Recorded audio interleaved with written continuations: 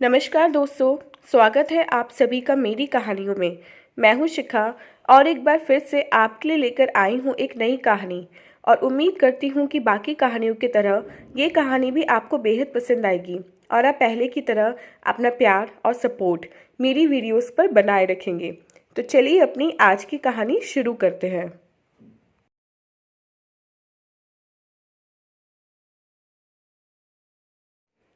स्नेहा बहू, 2 दिन बाद गीता आ रही है। कमरे की सफाई कर देना और रसोई का सारा सामान बाजार से मंगवा लेना। शरबत की बोतल, आइसक्रीम जमाने के बर्तन भी निकाल लेना। उसे मेरे हाथ की बनी बहुत पसंद है।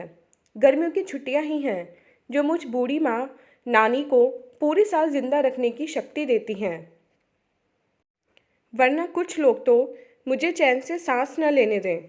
कहते हुए अनीता जी माला जपने लगी। स्नेहा सबका नाश्ता निपटा, बच्चों को खेलने भेज, चाय लेकर रसोई से बैठक की तरफ जाते हुए बोली, माँ जी, कल मैं सहारनपुर जा रही हूँ। आप और रचना, देवरानी को जो ठीक लगे करती रहना। अपनी बहू की ऐसी दो टूक बात सुन अनीता जी का पारा चढ़ गया। क्या बकवास है बड़ी बहू, तुम कब से मायके जाने लगी?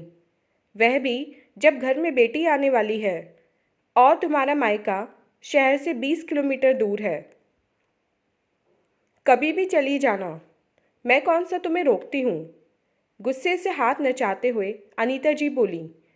स्नेहा सोफे पर आराम से बैठ चाय सुड़कते हुए बोली, पहली बात, मैं आपको पूछ नहीं रही हूँ, बता रही हूँ कि कल मैं मायके जा रही हूँ। और दूसरी, मैंने अपनी सास और ननद रानी के लिए इन 10 सालों में ऐसा किया ही क्या है जो मैं उनके लिए रुकूं। पिछली बार आप और दीदी रचना से यही बोल रहे थे ना कमरे में।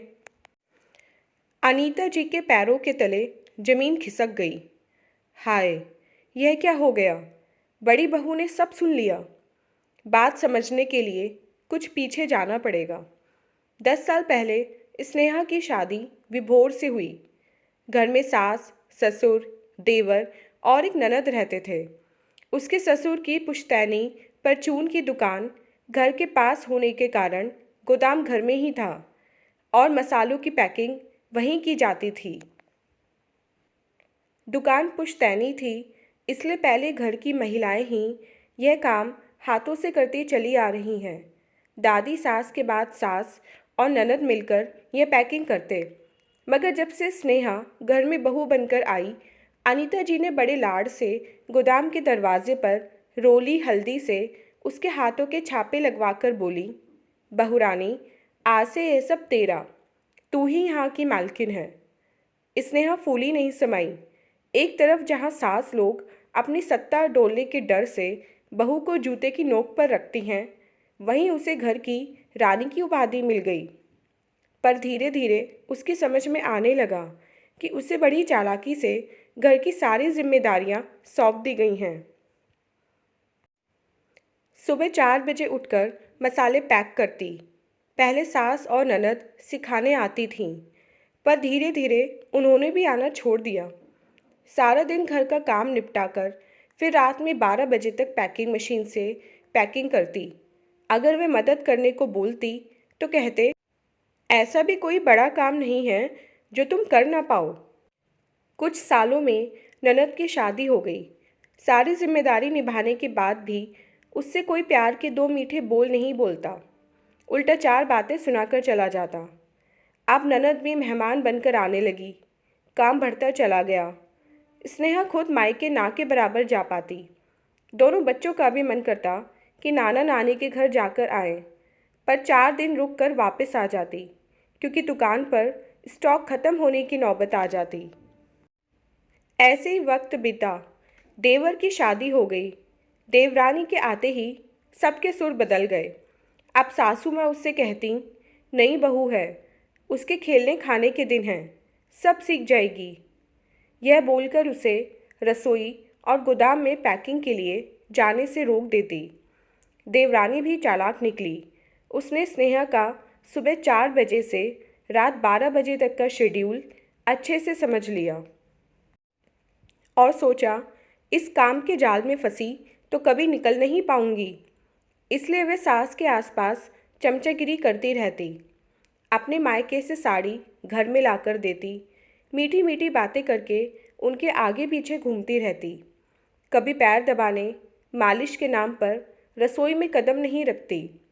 उसकी चालाकियाँ स्नेहा सब समझ रही थी, पर पहले से ही घर, पति, बच्चे, दुकान की जिम्मेदारी संभाल रही थी, जो अचानक नहीं छोड़ी जा सकती थी, और यही सोचकर बर्दाश्त करती कि देवरानी काम में हाथ आज नहीं तो कल बटा ही देगी। हद तो तब हो गई जब गीता पिछली बार मायके आई। पूरा समय नई भाभी के पीछे पीछे डोलती रही, जिसका फ़ायदा उसने काम से बचने के लिए उठाया। रचना बोलती, दीदी चलो मैं आपको बाज़ार घुमा लाती हूँ, तो कभी उन्हें पार्लर, सिनेमा घुमाने निकल जाती।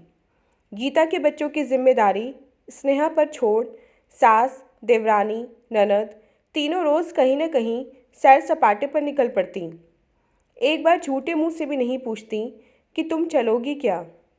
आखिर घर की मालकिन है वो, घर छोड़ कैसे चल देगी, इसलिए पूछना ही क्यों। सास को ऐसा लगता। स्नेहा सोचती, मालिक मालिक कहकर नौकर या चौकीदार से कुछ ज़्यादा हैसियत नहीं रखती है वो। ननद गीता जाने के लिए बैग लगा रही थी कि सास और रचना भी कमरे में आ गईं। तभी रचना, दीदी यह लीजिए साड़ियाँ आपके लिए, और जीजा जी के लिए पैंट शर्ट पीस, बच्चों के लिए खिलौने और लिफाफे। इतने उपहार दे गीता बोली, माँ एक हमारी छोटी भाभी है, मेरा कितना ख्याल रखती है। एक वो बड़ी भाभी हैं जिसने कभी मेरे लिए ऐसा कुछ नहीं किया, जिससे ननद को लगे हमारी खातिरदारी हो रही है। भाभी तो बस हमेशा मुंह लटकाए रसोई में लगी रहती हैं, जैसे ही कोई पहाड़ सर पर टूट पड़ा हो। हमारा आना उन्हें तकलीफ़ से भर देता है। तब अनीता जी बोली, अब क्या करें बेटा, हर इंसान एक जैसा नहीं होता। बड़ी बहू रूखे स्वभाव की है, पर हमें खुश होना चाहिए कि तुम्हारी छोटी भाभी बहुत अच्छी है। बाहर चाय की ट्रे लेकर खड़ी स्नेहा वापस रसोई की तरफ चल दी और सोचने लगी, वाह, इतने सालों की तपस्या और सेवा का यह फल मिला है। मुझे घर, दुकान के नाम पर जिम्मेदारी पकड़ा दी। सुबह से रात तक का काम करती रही मैं। हर बार खुद अकेले चली जाती दोनों माँ बेटी। मैं कहती तो बोलती घर खाली हो जाएगा, तुम नहीं जा सकती। रही लेन देन की बात, तो अपनी बेटी को देने के लिए विभोर से पैसे लेती और सबसे कहती हैं, घर में तेरा मेरा क्या होता है, जो देना है बेटी को मैं दूंगी। जिसके चलते नाम हमेशा सास का हो जाता और भाभी कुछ नहीं देती। यही सोच आज ननद गीता बदनाम कर रही है। स्नेहा, विभोर की आवाज़ से उसकी तंद्रा टूटी। कल ड्राइवर सुबह आ जाएगा, तैयार है ना? दुकान से लौटते हुए मैंने बुकिंग कर दी है। टपाक से अनीता जी बोली, बेटा यह कैसे जा सकती है, दुकान का काम अटक जाएगा, और तेरी बहन गीता आ रही है, तो रसोई कौन संभालेगा। माँ बस बहुत हुआ, ऐसे तो स्नेहा कभी मायके जा ही नहीं पाएगी, और ये घर की बहू है, ये कोल्हू का बैल जो हमेशा इसे जोता ही जाएगा। ये अपनी मर्जी का कोई काम नहीं करेगी। ये बहू है तुम्हारी, इसकी कदर करो। दुकान का काम नौकर देख लेगा, और गीता के साथ आप तो हो, सब मिलजुल कर लेना। जब एक अकेली स्नेहा सब घर के काम के साथ दुकान संभाल सकती है, तो आप 4 हाथों से तो सिर्फ रसोई नहीं बना सकते। आज अपने बेटे के मुंह से पत्नी का पक्ष सुन अनीता जी को 440 वोल्ट का करंट लग गया। वो जड़वट होकर बहू को देख रही थी। शायद उनको बहू को इतना दबाना और बुराई करना भारी पड़ गया था। स्नेहा चाय खत्म कर कमरे की तरफ जा रही थी, पर उसकी आंखें अपनी सास को देख मानो कह रही थीं, 100 सुनार की, 1 लुहार की। तो दोस्तों, ये थी हमारी आज की कहानी। उम्मीद करती हूँ ये कहानी आपको पसंद आई होगी। धन्यवाद।